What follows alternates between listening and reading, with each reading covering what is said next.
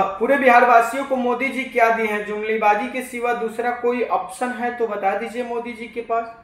देश के लिए, गुजरात के लिए मोदी जी अच्छा कर सकते हैं, मगर बिहार के लिए नहीं कर सकते हैं, क्योंकि हम लोगों ने 39 सांसद दिया, फिर उससे कम संसद दिया। तो विश्वास एक बार होता है, वो भी यहाँ दिल से होता है। और बिहारी एक बार जिस पे विश्वास कर लिया उसको बहुत ऊंचा तक लेकर जा सकता है। और जब विश्वास एक बार अपना खत्म कर लिया तो अब बताइए, मनीष कश्यप जी को अपना विधायक बनने और संसद बनने के लिए सोचना पड़ रहा है, किसी पार्टी से मिलना पड़ रहा है। दुर्भाग्य न है। पूरे बिहार वासियों को मोदी जी क्या दिए हैं? जुमलेबाजी के सिवा दूसरा कोई ऑप्शन है तो बता दीजिए मोदी जी के पास। देश के लिए, गुजरात के लिए मोदी जी अच्छा कर सकते हैं, मगर बिहार के लिए नहीं कर सकते हैं, क्योंकि हम लोगों ने 39 सांसद दिया, फिर उससे कम संसद दिया, बिहार में मिलजुल करके सरकार चलाए, मगर बिहार के लिए कुछ नहीं किए।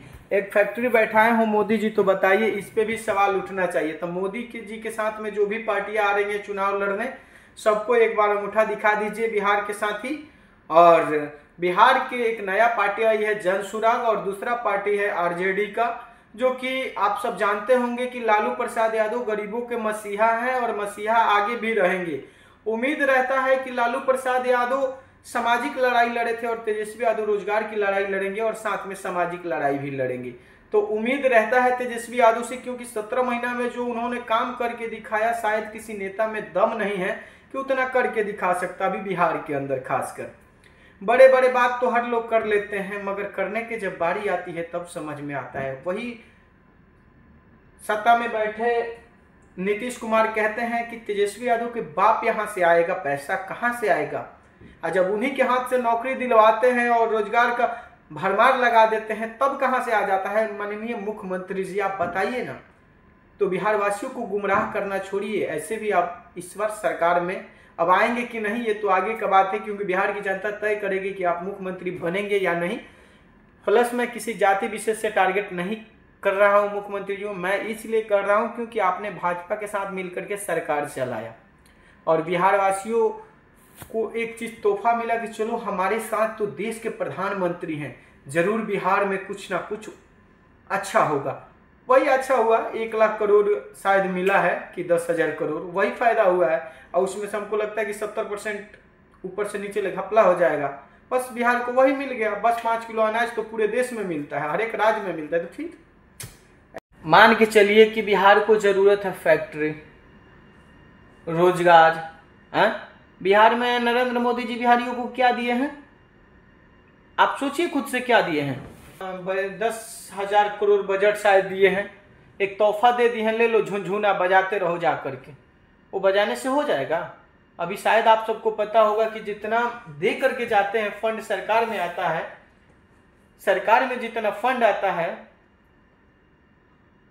उसमें हमको लगता है कि 70% अधिकारी लोग खा जाते हैं ऊपर से नीचे तक ले, इतना घुसखोरी होता है बिहार में कि अब आप सब सोच नहीं सकते। मनीष कश्यप जी आते हैं और कभी कभी राजनीतिक चमकाने के लिए कुछ बेवक बात करते हैं, हालांकि वो बहुत अच्छा रिपोर्टिंग करते हैं, इसमें कोई दो राय नहीं है, मगर मैं उनका नाम इसलिए ले रहा हूं क्योंकि उन्होंने भी अपने फायदे के लिए खुद को इस्तेमाल हो गए, अपने फायदे के लिए खुद को इस्तेमाल हो गए।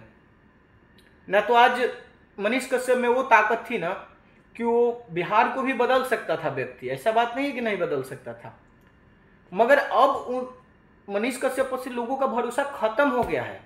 अच्छा मान के चलिए आप, तो विश्वास एक बार होता है, वो भी यहाँ दिल से होता है। और बिहारी एक बार जिस पे विश्वास कर लिया उसको बहुत ऊंचा तक लेकर जा सकता है। और जब विश्वास एक बार अपना खत्म कर लिया तो अब बताइए, मनीष कश्यप जी को अपना विधायक बनने और संसद बनने के लिए सोचना पड़ रहा है, किसी पार्टी से मिलना पड़ रहा है। दुर्भाग्य न है, उतना पब्लिसिटी पा करके आप क्या किए? खुद इस्तेमाल हुए थोड़ा सा फायदा के लिए, थोड़ा सा फायदा दिखा तो दोस्त का भी अपने साथ छोड़ दिया। कड़वी सवाल है मनीष कश्यप जी, मैं मानता हूं, मगर आपने गलत किया है और गलत का परिणाम सिर्फ आपको ही मिलेगा, हमको तो नहीं मिलेगा। दुर्भाग्य है हमारे राज्य का कि कोई नेता कहता है कि मैं अच्छा हूं, वो अच्छा है, ये समय में इसका। लालू प्रसाद यादव, देखो मैं यादव हूं, उससे मतलब नहीं है, बात यहाँ है रोजी रोटी रोजगार का। बिहार में 10 साल से सरकार है, 20 साल से सरकार चली है, क्यों नहीं फैक्ट्री बैठा? क्यों लोग जा रहे हैं बाहर? इस पे कोई देगा जवाब? कोई नहीं देगा। वो तो हर राज्य में होता है। मान के चलिए आज क्या बोलते हैं, गुजरात हो गया, चाहे किसी भी राज्य में क्या अनाज नहीं मिल रहा है? वहाँ 5 केजी मिल रहा है। तो वहाँ का विकास देखिए और यहाँ का। जरूरत किस चीज़ का है वो मायने रखता है। 5 किलो अनाज 2 महीना मत दीजिए, वो मंजूर है, मगर हमारे राज्य में कंपनी होना चाहिए। हम दूसरे राज्य का गुलाम नहीं बनेंगे। हम क्यों बनेंगे? लोग कहते हैं तेजस्वी यादव जो करके दिखा देंगे, कोई नहीं करेगा, ये वादा के साथ हम कहते हैं। भले जातीय समीकरण के आधार पे उनको हरा दिया जाएगा, बहुत षड्यंत्र रच के उनको हरा दिया जाएगा, वो अलग मैटर है। वो तो अगले बार ही जीत गए थे, बट उनको हराया गया है, ये बात सत्य है। अब किस एंगल से हराया गया है वो खुद अपने आप समझेंगे। हमको राजनीति से कोई खास बहस नहीं है, मगर हमको ये बहस है, सरकार किसी की भी आए, कंपनी रोजगार होना चाहिए ना। तो जो 10 साल 15 साल 20 साल में नहीं दिया, उसको मैं फिर क्यों साता में लाए? नया ऑप्शन है ना, तेजस्वी यादव जी हैं। तेजस्वी यादव सरकार में आए, 17 महीना काम किए ना, उम्मीद है एक उनसे भी। उसके बाद एक नई पार्टी आई है जनसुराग से कुछ उम्मीद रखते हैं। तो इन लोग से उम्मीद रखिए जो सत्ता में बैठ करके और बिहार को बर्बाद करने का क्या बोलते हैं वो एथी बना लिया है ना, जरिया। तो वैसे व्यक्ति से दूर रहिए। जय हिंद।